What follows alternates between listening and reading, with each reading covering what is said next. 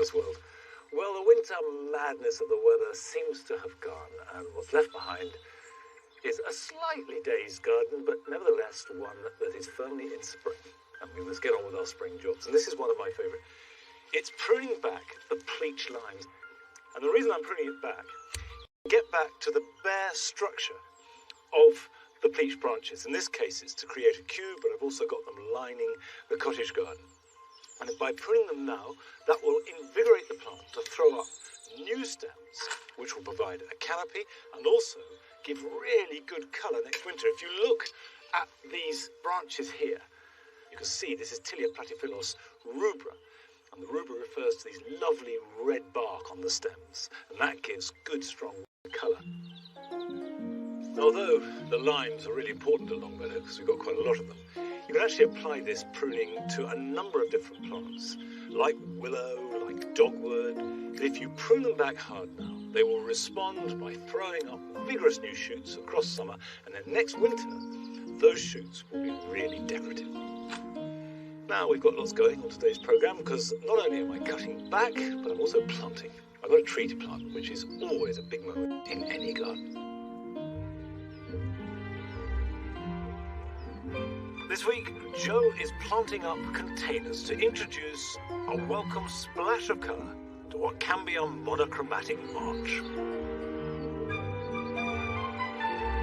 And Carol is visiting a magnificent garden in North Wales to celebrate some extraordinary seasonal planting.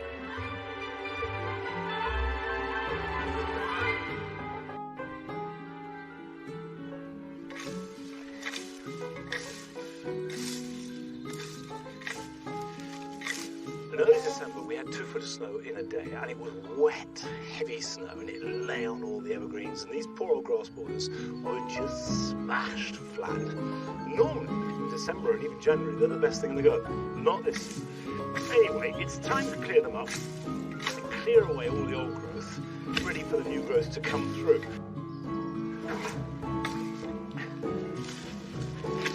A few weeks ago, I would have given anything to have felt a little bit too warm.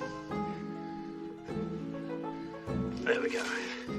The important thing at this stage, when you're clearing grasses, is just to remove the growth that is loose. Don't yank at them, because sometimes you can pull up the whole plant, and sometimes the grass is fallen and bashed. It is important to leave that over the winter months, because the last 2 years I've cleared this, I've found hibernating hedgehogs in amongst the grasses. And if it's not hedgehogs, it's great for birds and small mammals and insects. It's really good winter cover. Now that it's spring, obviously you can clear it away, but go steady as you go. You never know what you'll find.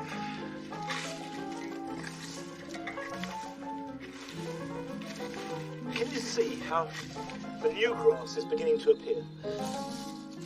I'll cut that, I won't pull. What I want to avoid is cutting any of that back, because it grows from the base. So if you cut the top off, it looks artificially trimmed. We want to keep nice form as it grows up. We can come back to that to tidy up, but that's starting to see next year's shoots. This is a Miscanthus sacciflorus, and it is really dramatic and tall. So it's good for small gardens if you want drama in a limited space. But it is cutting back, and this is the secateurs job because these are almost like bamboos, they're so thick.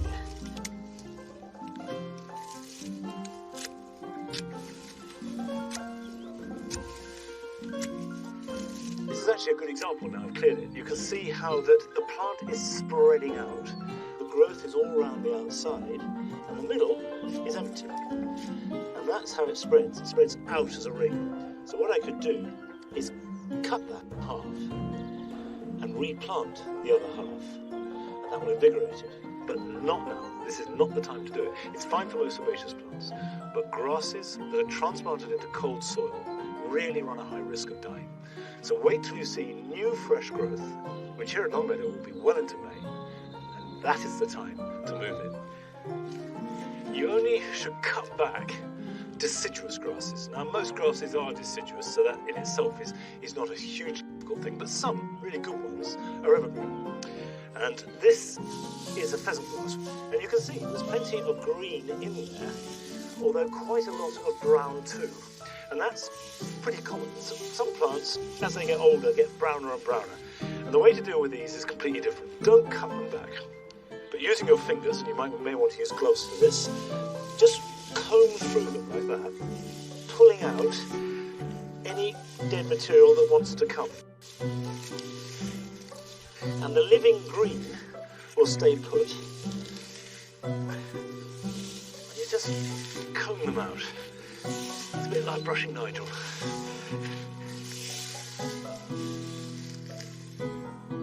Now, the one thing that grasses cannot do for you, crave colour in spring. Now, it doesn't matter how small your garden is, or even actually if you've got no garden at all, you can have spring colour. And Joe shows us how.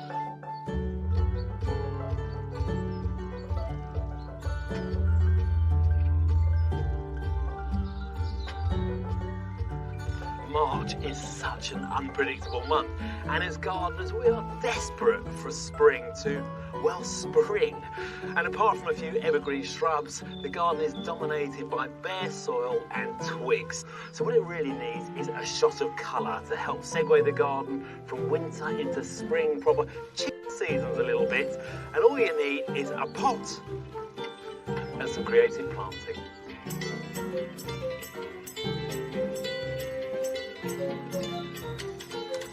Now, this lovely evergreen skimmia is in flower, and then it'll have lovely berries in the autumn as well. It's an acid-loving plant, so I'm going to use ericaceous compost in here, which I think the other plants will be absolutely fine with. It's a really good plant for this time of year. Nice glossy foliage, and this is a really good shape. Now, when you think about placing of it, you know, are you going to put it in the middle? Is this pot going to be walked around and seen from every angle, or is it just going to be seen from one side? And I'm thinking of placing this up against the wall, so it'll be placed towards the back and the other plants will fill in front of it. So I'm just going to turn it upside down, give it a good tap, and there you go. So that's going to sit at the back. In fact, do check, because a lot of plants have one good face, and make sure you've got the good face. This is a combination of gardening and flower arranging, really. Now the next plant is, well, it's another shrubby plant. It's a euphorbia. And this one, Martinii, has lovely sort of ladybird red flowers right in the middle of those bracts, and that will pick up nicely on the purple stems of the skimmia here. And it's quite a small plant at the moment, which is nice because it's also got a small pot. And just slightly at a rakish angle. Now I wanted something with a very different form to help break up the edges of the pot, so I went for this lovely lime green carex. It has some flowers on it, just coming through at the moment. They're almost black. It's as if sort of someone's gone along with a paintbrush and just added in a little bit of detail. Gives it nice definition. Now, for the colour, and to really sort of add the icing on the cake, I've got these polyanthus. You can get them in all sorts of colours. Really garish colours. If that's your sort of thing, then go for it. I picked just two. I went for this lovely velvety red, which has a yellow centre, and then this butter yellow one. I've got some in, and you just pop those into a gap where you think they're going to look good. They sort of add that mid-level to the planting. And on the lower level, I've gone for a variegated ivy to trail over the edges, which draws the eyes down the pot nicely and adds another layer of interest to the design. Well, I'm pretty pleased. I think the combination of plants go together nicely. There's good texture and there's plenty of colour still to come. It's got a certain energy about it, which is just what we need at this time of year.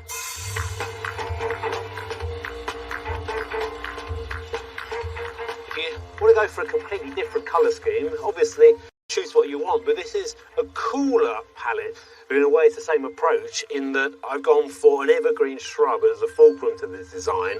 This is a Drimis lanceolata, which is a mountain pepper, and it's got this wonderful evergreen foliage and these lovely purple stems, and it's got a beautiful scented flower a bit later in spring.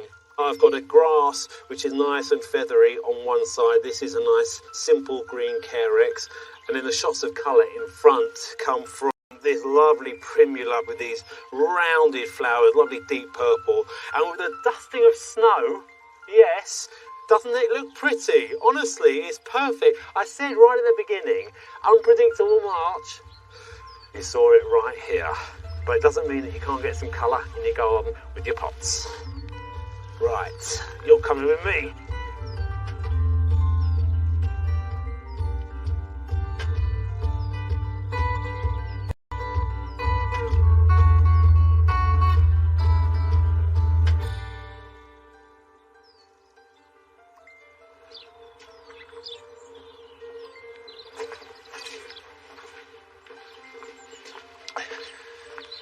Well, I love containers and we use them all year round at Longmeadow. But in spring there is one tip that always works, and that's to condense them.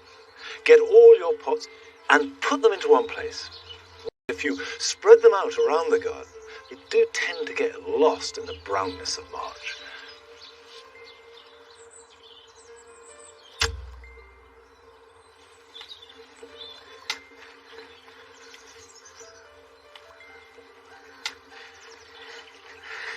This may look as though I'm just digging into some prepared soil, but there's a big story behind this, because we did have a tree here. This is the end of the cricket pitch, the main focal point of the whole garden. And we had a horse chestnut, which I planted about 20 odd years ago and was growing well. But then it got a bleeding canker. That resulted in it splitting. Is a space to plant another tree, because I still need that focal point. And the tree I'm going to plant this time is a hornbeam. Now this is in a plastic bag, but what I will do is reuse the bag, and if you can, look for bare root trees wrapped in hessian, which always used to be.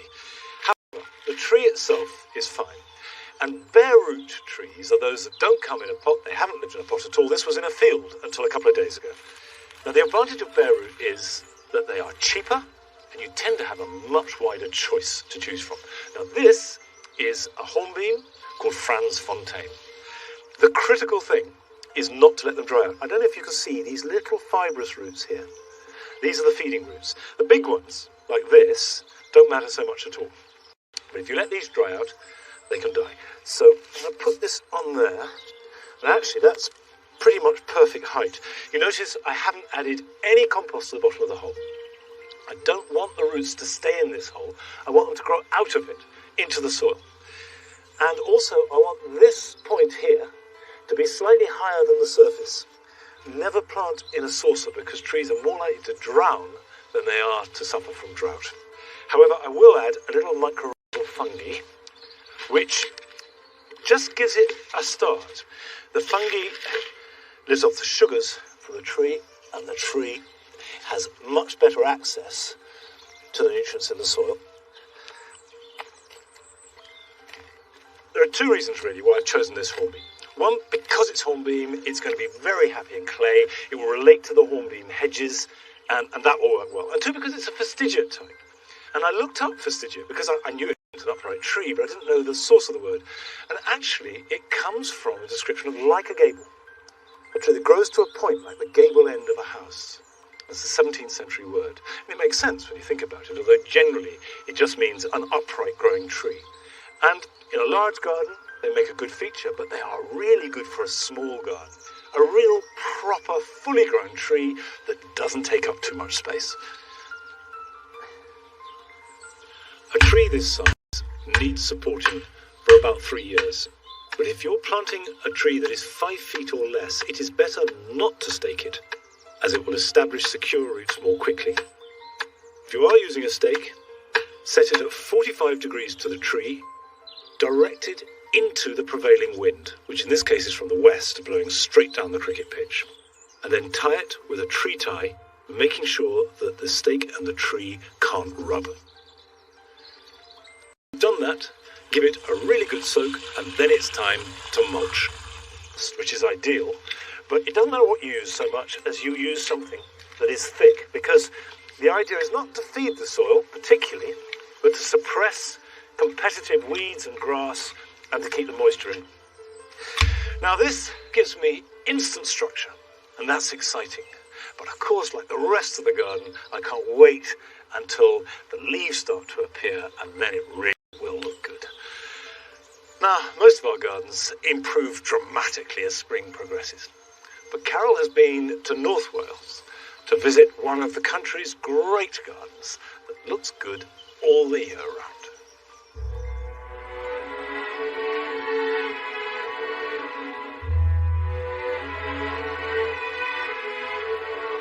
In the early part of the year, some people feel that they've just got to put up with a dismal, gloomy garden. But here at Bodnant in the Winter Garden, they demonstrate just what a magical season this can be, with colour, shape, structure, and from time to time wafts of the most delicious perfumes.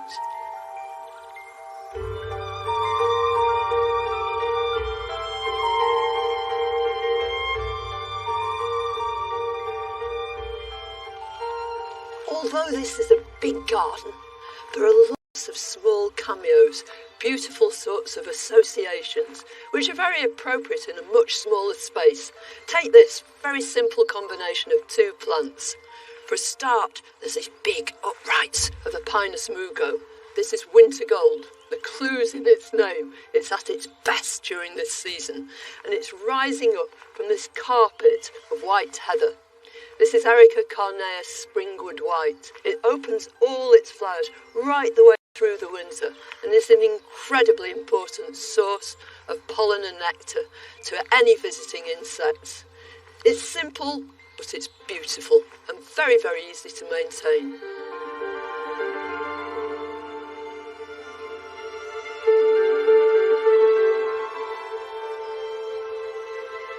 Here, the combination is all about structure and texture. In the background, we've got these great columns, evergreen conifers. And here, springing out of these acers, it's Acer conspicuum phoenix. It's rising again.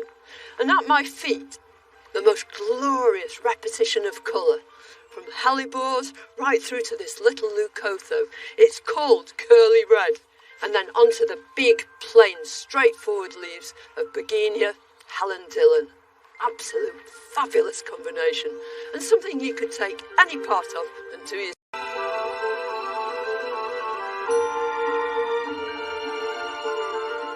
This garden is packed with all sorts of rarities and treasures, but also there are plants that we're all used to seeing. Take this one, Euonymus fortunii, silver queen. You see it in almost every sort of municipal planting scheme, which proves it's a really straightforward plant to grow. But at this time of year, it's lifted to a whole different level by having these stems of this gorgeous cornus, Flavarymea, just springing out through the top of it. It brings the whole thing to life. And there are all manner of these different coloured cornus. There's one black one here, which is called Kysselringii, and then there's Cornus albosibirica with bright red stems, and midwinter fire that's pale and orange, and in every case you can find great plants to associate them with.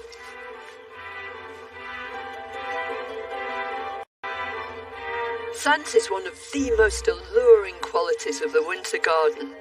Here it's supplied by such plants as Daphne, Sarcococca, and Hamamelis.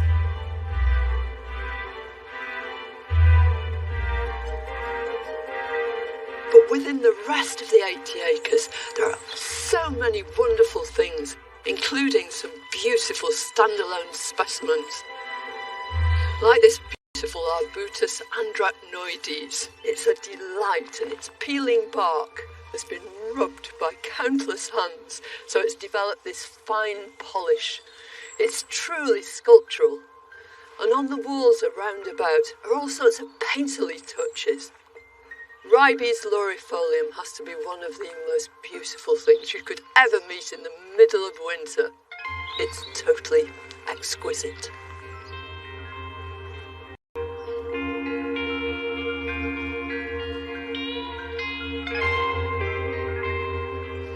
Bodnant is an inspirational garden. It's packed with creative ideas and exciting plant combinations. And if your garden isn't looking quite as bright, now's the time to plan for next winter. All you need is a few simple ideas. Incorporate a dwarf conifer with a good shape, or perhaps a shrub with highly coloured dead branches. Surround them by evergreen ground cover and a big sprinkling of winter flowers and perhaps some early spring bulbs. That way you'll ensure that your winter garden is superb and a fitting prelude for the season to come.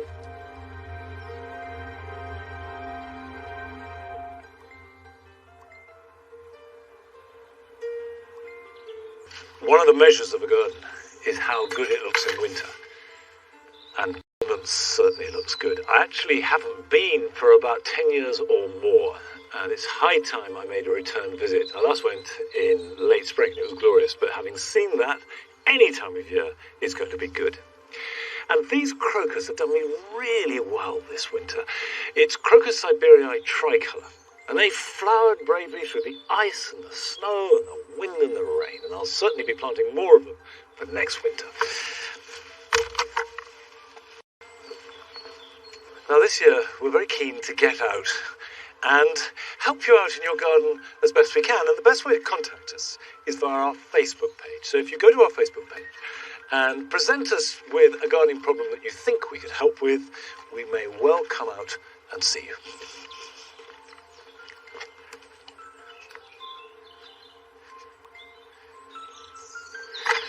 Last spring, I made this new soft fruit garden and planted blackcurrants, red currants, cordon apples and pears and gooseberries, and I wanted to plant raspberries. But by the time I got round to it, it was too late, so I've had to wait almost 12 months to complete the planting. Now, I do think that raspberries are a fruit that should be at the top of everyone's list. They are absolutely delicious. Now, what raspberries like is a cool, damp summer and a cool, mild winter. They don't like being too dry, and they certainly don't like sitting in cold, wet soil. So I've added some compost. This will lighten it up as well as feed it. It is important to make sure you've got good drainage. So if it's really heavy clay, it's probably worth investing in a bit of grit, which will lighten it up, because these are long-lived plants. They will live for at least 10 years. Now, what I've got here is some bare root. They're all the same variety. It's Glen Ample, and it will produce its fruit from middle of June to early August. And when you're looking at buying canes, go for something with pencil-thick canes already, and you'll see the new shoots, which are appearing here, will carry next year's fruit. So summer fruiting raspberries produce shoots one year and fruit the next. Now, I can space these out about 2 foot apart, which is about 60 centimetres in new money. And I don't put them in the ground too deep. So the point where the buds come from, that wants to be just about at soil level. The roots are fairly shallow. The woody root is not really important. What matters are these fibrous roots, which will become a mat as the plant grows. And actually that's going to influence how you thickly. That will keep the weeds down and also keep those roots nice and cool, which is what they like. Once you've got them in the ground, tie the canes to the bottom wire, and this will stop them rocking in the wind and damaging the roots. Then give them a good soak. And once you've watered them, the next stage, and this is important, is to mulch them. And don't just use any old mulch. This is our Christmas tree, put through the shredder. But what's marvellous about this is it's ericaceous, and that's what raspberries like. And that will keep them weed-free, it will keep the moisture in, and they'll be all the better for it. And basically, the main thing that is really important is do not use mushroom compost on raspberries, because it's alkaline. Now, the one point I would stress that if you're going to plant some raspberries, do it this month. Otherwise, you'll have to wait till next February or March. But here are some jobs that you don't have to wait for, because you can do them this weekend. With any luck, the worst of the wintry weather is now past, but the soil will remain cold for a while yet. However, if you have some cloches, and failing that, fleece, cover an area of ground, and this will gradually warm the soil, so that when you're ready to sow or plant out, everything will grow much faster.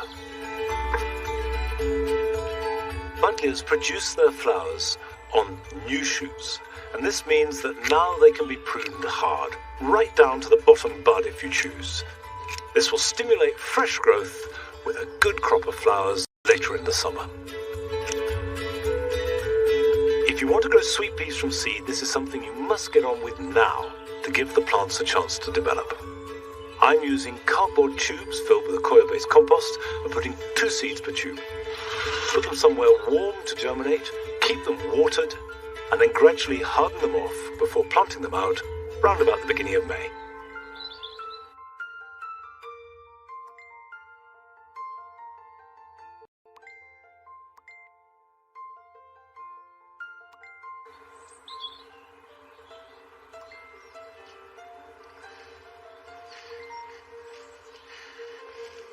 This is the last of this lovely witch hazel. It's Hamamelis pallida, and the yellow has all the freshness that is so good about spring. It's the last of today's programme too. That's it. Don't forget that our competition, Every Space Counts, is still open till midnight next Thursday. You can get all the details of what are the requirements and how to enter from our website. And I shall be back here, hopefully with spring just that little bit further on, next Friday at the same time.